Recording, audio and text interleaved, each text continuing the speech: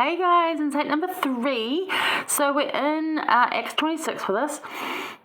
And this is the other place in this week's reading where he recounts the road to Damascus story, because he's again in front of a different group of people. Now he's in the court of King Agrippa, and there are other royalty around, and he wants to hear it. And he testifies of this, again, very boldly, and has an introduction to it as well. Like, it's a conversation with this head of state, if you will, is very bold for someone that's being accused of a crime and a prisoner. One could say he's got nothing to lose, but on the other thing, he knows that this is just who he is. He is committed and loyal and strong, and I like to think that I would have those same qualities. Well, I definitely endeavour to have those same qualities. It talks about a bit of his history, gives again a context of where he came from and why he's there, and that's why he tells this conversion story. Tells why he's, in prison and who's after him. Gives him that background as well. But then from 12 to 19, you read about what happened on the way to Damascus, and then again you hear in 20 just like what happened afterwards and how he felt about that. And this time you don't hear Ananias's words, which we did in 22. Yeah, 22.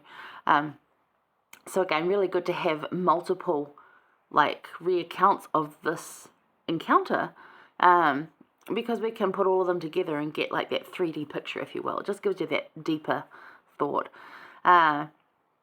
So then in 22, he goes on to say, having therefore obtained help of God, this is after the road to Damascus. So when the Lord's, when Ananias says to him, you've got a work to do, stop mucking around, go do it. So in 22, he says, having therefore obtained help of God, I continue unto this day, witnessing both to small and great, saying none other things than those which the prophets and Moses did say should come. So he's like, I am not saying anything that has not already been said in the world's history that you guys know about. The things that the Jews believe is what I'm preaching. It's just that they're stuck in tradition and not wanting to change, and I'm teaching you the way that Jesus taught. So, Jews didn't like that back then. Well, no, not all of them, but a good portion of them who were in the leadership did not like that. It goes on 23, that Christ should suffer and that he should be the first and should rise from the dead and should shew light unto the people and to the Gentiles.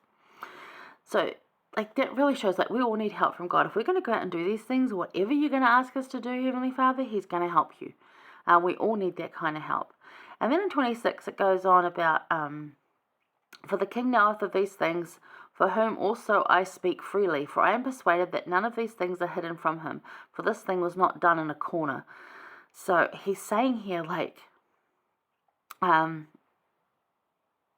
he's talking to a guy called Festus. He says with a loud voice in 24, actually, Paul, thou art beside thyself, much learning doth make thee mad. It's like, you've gone crazy, you've taken it to a weird place. Paul comes back with, I'm not mad, but I speak forth the words of truth and soberness, and then goes on to say about, the king knoweth of these things. So Agrippa knows of these things. He's aware of these things. I know that he's feeling this, and none of these things are hidden from him, for this thing was not done in a corner. He's not preaching quietly. He's not doing it behind closed doors. He's not making a secret, society of it.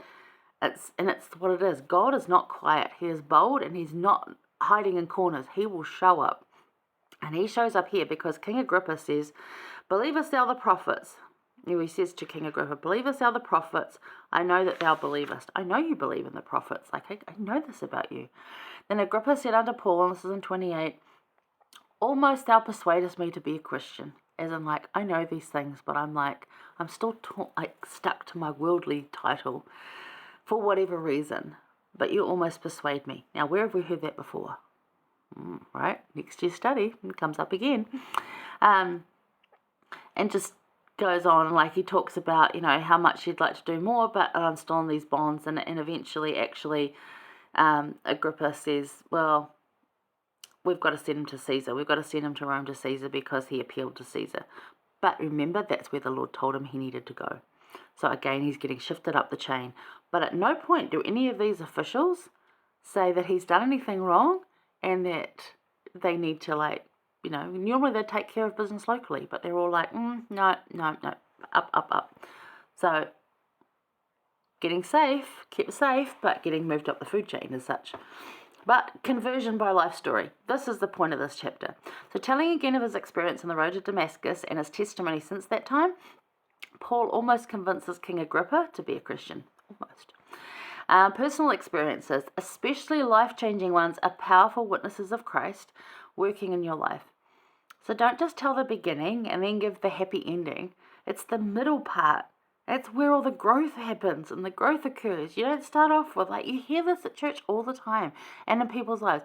Oh, I had this, I got diagnosed with this, or this happened, and it was really hard when my mum passed away. But everything's happy now, and I prayed about it and all as well. It's like, no, look, there's that middle period in there which could have stretched on for years. What did you learn and how did you get through this? Because that's what's going to help us. So don't ever just do this beginning and happy ending thing.